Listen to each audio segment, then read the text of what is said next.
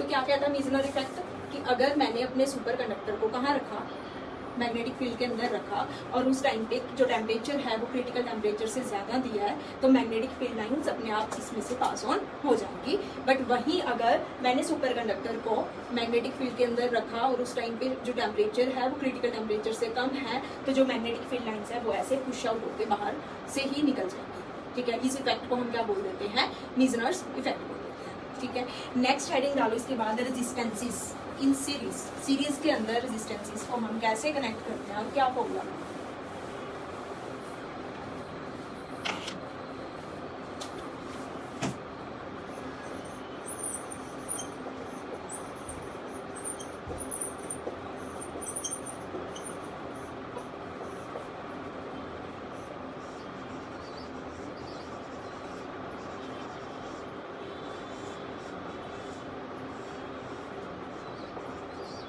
अच्छा, मुझे बताओ कि अगर इसका पोटेंशियल V है मेरे पास, इसमें से करंट I फ्लो कर रहा है, तो ये रेजिस्टर R1 है, ये R2 है, ये R3 है।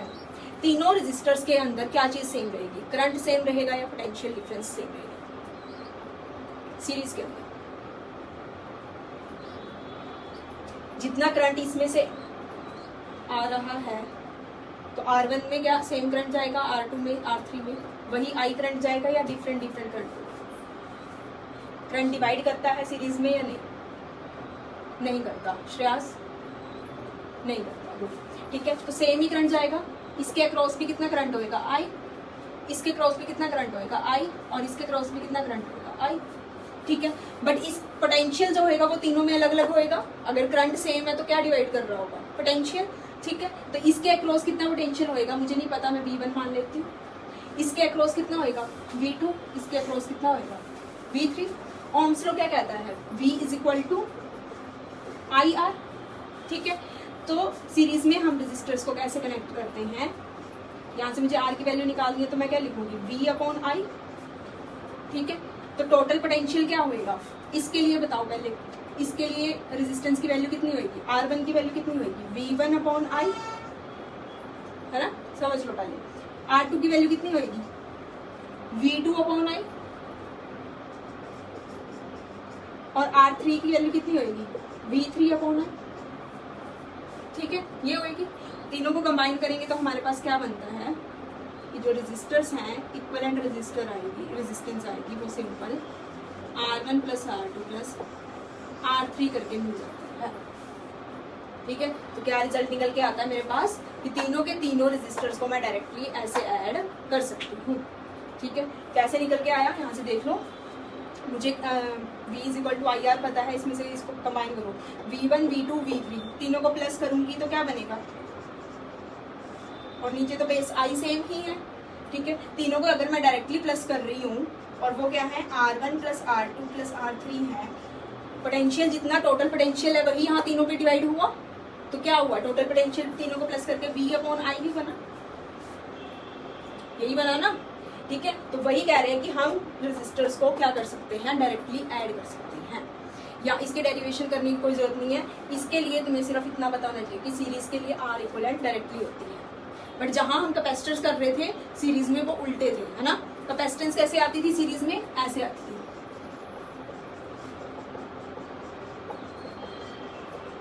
ऐसे आती थी ना। ठीक है, बट यहाँ पे सीरीज के लिए डायरेक्टली है और पैरेलल के लिए उल्टा आएगा, पैरेलल के लिए इस वे में। तो कुछ नहीं है, ये फॉर्मूला बना कैसे है, सिंपल, हमें पता V = IR। सीरीज में हमने सोचना है कि क्या सेम रहेगा, करंट सेम रहेगा, तो तीनों के लिए करंट की वैल्यू निकाल लो। ठीक है, तो करंट को मैंने सेम करना है, तो करंट के लिए तीनों को I ले लिया। फर्स्ट के लिए R1 निकला V1/I, R2 निकला V2/I, और R3 V3/I। ठीक है, तो तीनों को मुझे पता है पोटेंशियल तीनों का प्लस करके V बनेगा, तो मैंने V/I लिखा, और ये क्या हुआ, नेट वही आया जो मेरा पूरा सर्किट का सिंपल आना था। तो यहाँ से क्या पता चला कि R इक्विवेलेंट हम डायरेक्टली तीनों को प्लस करके ले सकते हैं। ठीक है, नेक्स्ट हेडिंग डालो, रेजिस्टेंसेस इन पैरेलल। इनके लिए डेरिवेशंस नहीं आती तो करने की जरूरत नहीं है, न्यूमेरिकल्स में यूज होंगे। बट जब हम सेल्स के लिए कराऊंगी इसके बाद, सेल्स को सीरीज में कैसे देखते हैं और पैरेलल में कैसे देखते हैं, वो वाली डेरिवेशंस दोनों के लिए इंपॉर्टेंट है, वो वाली करनी है।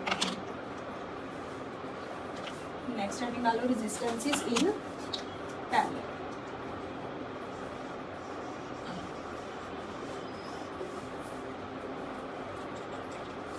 पैरेलल के अंदर क्या होगा, ऐसे लगाए हुए हमने एक ऊपर,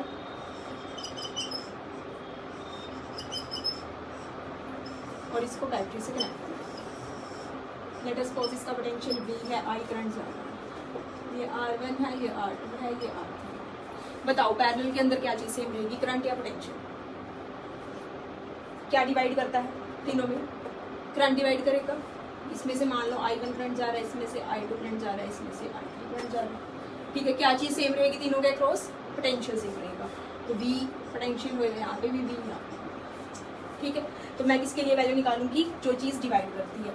I1 की वैल्यू क्या होगी?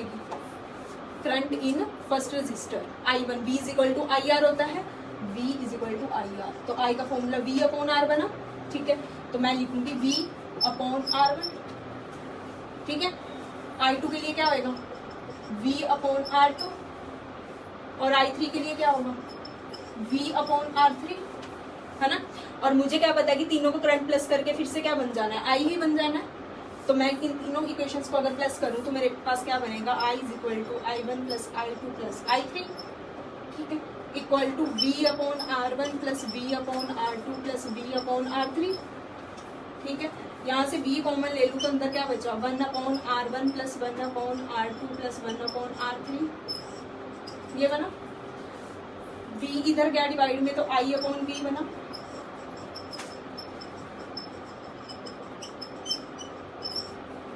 ठीक है, अब देखो I अपॉन V क्या होता है? R होता है, 1 अपॉन R होता है, ये होता है ना I अपॉन V। ये R इधर जाएगा, 1 अपॉन R बनेगा। तो मतलब R इक्विवेलेंट को दोनों साइड कंपेयर करेंगे तो क्या वैल्यू मिलेगी? ये वैल्यू। तो पैरेलल के अंदर हमारे पास क्या रिजल्ट निकल के आता है? R equivalent equal to 1 upon R equivalent equal to 1 upon R1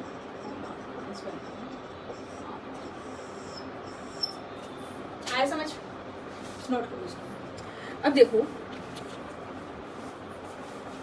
हमने इस चैप्टर की फर्स्ट क्लास में हमने पढ़ा था EMF और पोटेंशियल डिफरेंस, ये फर्क है ना, पढ़ा था। दोबारा रिपीट कर देती हूँ क्योंकि शायद की क्लास मिस हुई। EMF होता है और एक हम देते हैं पोटेंशियल डिफरेंस। शायद फर्स्ट क्लास से तुमने लगाई है ना, लगाई है। EMF क्या था कि कोई भी मेरे पास जैसे ये बैटरी है, ठीक है, या फिर सेल है, इसके अक्रॉस पोटेंशियल डिफरेंस, इसके इलेक्ट्रोड्स के अक्रॉस कितना पोटेंशियल डिफरेंस होएगा, ठीक है, उसको मैं EMF बोलूंगी। पर वो पोटेंशियल डिफरेंस के लिए क्या कंडीशन है कि अभी इसमें से करंट इज नॉट ड्रॉन, कोई भी करंट निकाला नहीं है अभी तक हमने, इस बैटरी को ओपन सर्किट में ही छोड़ा, क्लोज नहीं की। ठीक है, तो उस टाइम पे जो पोटेंशियल डिफरेंस होएगा इसकी इलेक्ट्रोड्स के बीच में, ठीक है, उसको हम क्या बोलेंगे? EMF ऑफ दी सेल बोलेंगे। ये कहते थे जैसे हम बैटरी लेके आते हैं मान लो 5 वोल्ट की, तो वो क्या है? 5 वोल्ट उस टाइम पे EMF है जब तक मैंने उसको सर्किट में कनेक्ट नहीं की। ठीक है, बट जो पोटेंशियल डिफरेंस होता है वो क्या होएगा? किसी भी टाइम जब सर्किट क्या है? क्लोज्ड है, तब मैं कहीं पे भी मेजर कर रही हूँ पोटेंशियल किसी दो एंड्स में, ठीक है, उसको मैं क्या बोलूंगी कि A और B पॉइंट के बीच का क्या है? पोटेंशियल डिफरेंस है। आ रही है बात समझ? EMF तब तक जब तक वो नई बैटरी है, करंट नहीं निकाला, और पोटेंशियल डिफरेंस क्या होता है? कभी भी हम मेजर कर सकते हैं, ठीक है, किसी भी दो एंड्स के बीच में। अब इसी पोटेंशियल डिफरेंस को हम टर्मिनल पोटेंशियल डिफरेंस एक खास नाम दे देते हैं। उसके लिए क्या कंडीशन बन जाती है? सेम ही कंडीशन है उसके लिए भी कि क्लोज्ड होना चाहिए सर्किट, ठीक है, और इसी बैटरी के क्रॉस हमने देखना है कितना पोटेंशियल है। अब दिक्कत क्या आती है? देखो, जो हमारे पास बैटरी है ना, इसके पास इसकी खुद की भी इंटरनल रेजिस्टेंस होती है, बैटरी के अंदर ही इंटरनल रेजिस्टेंस होती है। क्यों? बैटरी तुमने पढ़ा होगा केमिस्ट्री में कि किससे बनी है? इलेक्ट्रोलाइट से बनी है ना। इलेक्ट्रोलाइट फिल किया जाता है इसके अंदर, जिसके अंदर क्या है? आयंस है, ठीक है। तो उस टाइम पे क्या होता है? आयंस में भी रिपल्शंस आती हैं, ठीक है। तो आयंस की वजह से इलेक्ट्रोलाइट के अंदर, बैटरी के अंदर भी रेजिस्टेंस क्रिएट होती है। उस रेजिस्टेंस को हम क्या बोलते हैं? Internal resistance of the cell. क्या बोलते हैं? Internal resistance of the cell, जो कि क्या होएगी? स्मॉल आर से डिनोट करेंगे इंटरनल रेजिस्टेंस को, ठीक है। मतलब जब भी कहीं बैटरी दिखे ना, तुम्हारे दिमाग में ये होना चाहिए कि वो अकेली बैटरी नहीं है, उसके साथ एक उसके अंदर एक रेजिस्टर सीरीज में लगा हुआ है, ठीक है। अब इस जब हम सेल को पढ़ेंगे कि सेल को सीरीज और पैरेलल में कैसे कनेक्ट करना है, तो वहां पे इस रेजिस्टर को भी हम लेके चलेंगे। ईएमएफ को हम डिनोट करते थे स्मॉल ई से, बट जो ये टर्मिनल पोटेंशियल डिफरेंस है इसकी वैल्यू कैसे निकलेगी, देखो V इज इक्वल टू कोई भी पोटेंशियल होगा किसी भी टाइम पे, बट वो पोटेंशियल किस में से माइनस हो रहा होगा, टोटल वैल्यू में से, E में से, ठीक है। V is equal to E EMF of the cell में से माइनस करेंगे कितना पोटेंशियल, जितना पोटेंशियल किसने खा लिया, बैटरी ने खा लिया, जब क्लोज किया तो करंट निकला ना उसमें से, ठीक है। तो V is equal to I R होता है, तो कितना पोटेंशियल खाया होगा, आई करंट उसने निकाला, और इंटरनल रेजिस्टेंस हम क्या लेके चल रहे हैं सेल की, स्मॉल आर। तो ये होगा मेरे पास terminal potential. V is equal to EMF of the cell में से मुझे वो वाला पोटेंशियल माइनस कर देना है जो किसने ले लिया जब मैंने सर्किट क्लोज किया, उस टाइम पे जो पोटेंशियल निकला। समझ में आया दोनों में डिफरेंस। ईएमएफ बिल्कुल नई बैटरी है जब ओपन सर्किट है, ठीक है, बट टर्मिनल पोटेंशियल डिफरेंस वो डिफरेंस होगा जब मैंने सर्किट को क्लोज कर दिया, उसमें से करंट निकला, ठीक है। तो वो टर्मिनल पोटेंशियल डिफरेंस, वो पोटेंशियल की डिफरेंस की वैल्यू जिसको जो बची मेरे पास ईएमएफ में से इंटरनल रेजिस्टेंस की वजह से जो पोटेंशियल था वो माइनस करने के बाद। आई बात समझ, पक्का। चलें आगे। और जो ये टर्मिनल पोटेंशियल डिफरेंस होएगा ये हमेशा कम होएगा किससे, ईएमएफ ऑफ द सेल से, है ना, कम होएगा ना हमेशा। तो इनिशियली जो इंटरनल रेजिस्टेंस की वैल्यू होती है वो बहुत ज़्यादा कम होती है ना, शुरू में तो आयंस इतना ज़्यादा रेजिस्टेंस नहीं लेके आएंगी, बट जैसे ही क्या होने लग जाएंगी, वो न्यूट्रलाइज होने लग जाएंगी, तो उसके बाद आयंस रेजिस्टेंस क्रिएट करेंगी, ठीक है। तो क्या होता है कि जितना ज़्यादा हम सेल को यूज़ करने लग जाते हैं वैसे वैसे उतनी ज़्यादा उसकी रेजिस्टेंस, इंटरनल रेजिस्टेंस बढ़ती चली जाती है, ठीक है। इनिशियली वो लो होती है, बट जितना ज़्यादा उसको यूज़ करेंगे उतनी वो इंक्रीज होती जाएगी, ठीक है। डिपेंड कहाँ करती है इसकी वैल्यू इंटरनल रेजिस्टेंस की, जो दो इलेक्ट्रोड्स हैं उनके बीच में कितना डिस्टेंस है उस पर डिपेंड करेगी। Second, nature of the electrodes, nature कैसा है इलेक्ट्रोड्स का उस पर भी डिपेंड करेंगी। थर्ड, नेचर ऑफ इलेक्ट्रोलाइट, कैसा इलेक्ट्रोलाइट डाला है हमने। साथ में लिख लो कि इलेक्ट्रोलाइट का टेम्परेचर कितना है या फिर कंसंट्रेशन कितनी है, उस पर भी डिपेंड करेगी। और लास्ट लिखो एरिया ऑफ इलेक्ट्रोड्स, इलेक्ट्रोड्स कितना एरिया ले रही है, जितना ज़्यादा एरिया होएगा उतनी कम रेजिस्टेंस होएगी। नेक्स्ट हेडिंग बनाओ, इंटरनल रेजिस्टेंस के लिए हमने ना फॉर्मूला बनाना है। देखो ये मेरे पास सेल है, ठीक है, इसके अंदर खुद की जो रेजिस्टेंस होगी उसको हमने ऐसे ड्रॉ कर लिया, इंटरनल रेजिस्टेंस को स्मॉल आर, ठीक है। एक रेजिस्टेंस बाहर लगाया, जो भी अप्लायंस लगाया उसकी रेजिस्टेंस होगी, जहाँ करंट यूज हो रहा है ना, जो भी बल्ब लगाया या फिर कुछ भी लगाया उसकी रेजिस्टेंस होगी बाहर वाली, एक्सटर्नल रेजिस्टेंस कैपिटल आर। इस बैटरी में से क्या होगा, करंट फ्लो करेगा, ठीक है, जिसकी वैल्यू कितनी होगी, आई होगी। इतनी बात है समझ। अब देखो अगर मैं ओम्स लॉ लगाऊं तो V is equal to I R होता है, बट इस सर्किट के अंदर टोटल रेजिस्टेंस कितनी है, टोटल V कितना है, शुरू में कितना होएगा, ईएमएफ जितना होएगा ना शुरू में, ठीक है, तो कितना होएगा ईएमएफ ऑफ द सेल, ठीक है। करंट कितना फ्लो कर रहा है, आई करंट फ्लो करेगा, और टोटल रेजिस्टेंस कितनी होएगी, ये और ये दोनों आपस में किसमें है, सीरीज में, ठीक है। तो टोटल रेजिस्टेंस कितनी हो जाएगी, आर प्लस कैपिटल आर। इतनी बात आई समझ। तो एक इक्वेशन मेरे पास ये बनेगी। सेकंड इक्वेशन बनेगी जब सर्किट को क्या कर दिया मैंने, क्लोज कर दिया, ठीक है। ये तो इनिशियल वाली थी जब ओपन था सर्किट, है ना। अब जैसे ही सर्किट क्लोज कर दिया तो क्या होएगा, यहाँ से इसके अक्रॉस, इस रेजिस्टर के अक्रॉस पोटेंशियल क्रिएट होएगा, जिस पोटेंशियल को हम क्या बोलते हैं कि अगर आई करंट फ्लो कर रहा है तो इस रेजिस्टर के across I R potential create हो जाएगा इंटरनल रेजिस्टेंस के अक्रॉस। और जो टर्मिनल पोटेंशियल है कैपिटल V, उसकी वैल्यू कितनी आएगी, E में से इसको माइनस कर दूं, इस वाले को माइनस कर दूं, तो V की वैल्यू उस टाइम पे क्या होगी, E माइनस आई आर। यहां से कोई डाउट, ठीक है। इसको यूज करो, यहां से देखो मुझे R की वैल्यू निकालनी है ना, तो ये E इधर गया, ये आई आर इधर गया, V plus I R is equal to E M F, I R as it is रहा, ये V इधर जाके माइनस हो गया, है ना। और ये R की वैल्यू निकालनी है इंटरनल रेजिस्टेंस की, तो ये बना मेरे पास ये इंटरनल रेजिस्टेंस कि ईएमएफ ऑफ द सेल में से मैं वो पोटेंशियल माइनस कर दूं जो किसके अक्रॉस है, इंटरनल रेजिस्टेंस के क्रॉस जो पोटेंशियल है डिवाइडेड बाय टोटल करंट जो फ्लो कर रहा है, ये किसकी वैल्यू देगा मुझे, इंटरनल रेजिस्टेंस की वैल्यू देगा। ये फॉर्मूला तुम्हें याद रखना है। समझ में आया? क्या किया हमने लिखा कि वैसे तो फॉर्मूला इनिशियली ये वैल्यू होनी चाहिए थी, बट बाद में जैसे ही सर्किट को क्लोज किया तो ईएमएफ ऑफ दी सेल में से क्या माइनस हो जाएगा, जो पोटेंशियल इसके क्रॉस बन के आया। ठीक है, तो वो टर्मिनल पोटेंशियल की वैल्यू देगा, वहां से हमने स्मॉल आर की वैल्यू ये निकाला। अब इसको दूसरी फॉर्म में ऐसे लिख सकते हैं, मेरे पास वैल्यू आई है R is equal to E minus V upon I, और आई को क्या लिख सकते हैं, वी अपॉन आर लिख सकते हैं।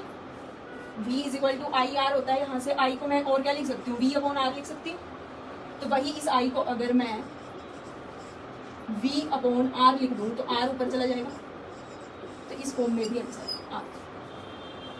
ठीक है, कि अगर मुझे एक्सटर्नल रेजिस्टेंस गिवन है, पोटेंशियल पता है, टर्मिनल पोटेंशियल, ईएमएफ पता है, तब इंटरनल रेजिस्टेंस निकालें तो ये लग जाएगा। अगर मुझे एक्सटर्नल रेजिस्टेंस की वैल्यू नहीं पता, इन तीनों की पता, करंट की वैल्यू पता है, तो ये लग जाएगा। आई बात समझ? तो इन दोनों फॉर्म में तुम्हें ये फॉर्मूला बताना चाहिए। ये सर्किट बना लो और उसके बाद ऐसे ही नोट करो। ये इतना खास मतलब वो नहीं है, बट ये चीज़, ये लास्ट वाला जो रिलेशन है ये यूज है। चले आगे, 3 ग्राफ बनाने हैं हमने। फर्स्ट ग्राफ बनाओ, graph between EMF and external resistance, मतलब ई एंड कैपिटल आर के बीच में बना। देखो हमारे पास ये फॉर्मूला क्या आया है ईएमएफ का, ये रिलेशन आया था V is equal to E minus I R, ये आया था। यहाँ से अगर E की वैल्यू निकाली तो क्या बनेगी, V plus I R is equal to EMF. क्या ईएमएफ के फॉर्मूले में कैपिटल आर आ रहा है, नहीं आ रहा, तो मतलब ये एक्सटर्नल रेजिस्टेंस पे ईएमएफ डिपेंड करती ही नहीं है। ठीक है, बाहर हमने कितना बड़ा रजिस्टर लगाया, उस पर EMF of the cell depend नहीं करती है ना, क्योंकि ईएमएफ तो किस पे डिपेंड करेगी, अंदर वाले किसी पे नहीं, इलेक्ट्रोलाइट्स के ऊपर डिपेंड करेगी ना, सेल हमने कितने वोल्ट का बनाया। ठीक है, तो वही है, तो ये इंडिपेंडेंट है, तो ये कांस्टेंट वैल्यू ऐसे ग्राफ बनेगा। नेक्स्ट बनाना है वी और आर का, ये बनेगा ऐसे।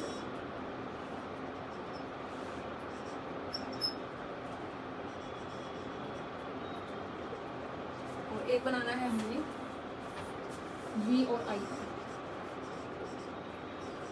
ये आप बस ध्यान में रखना। टर्मिनल पोटेंशियल और एक्सटर्नल रेजिस्टेंस, जब वैल्यू कांस्टेंट हो जाती है उसका मतलब ईएमएफ की वैल्यू, पोटेंशियल किसके कितनी, पोटेंशियल की कितनी अमाउंट होगी जितनी क्या है सेल की ईएमएफ है। ठीक है, तो वो वाली है इसका, और ये होगा करंट और पोटेंशियल का।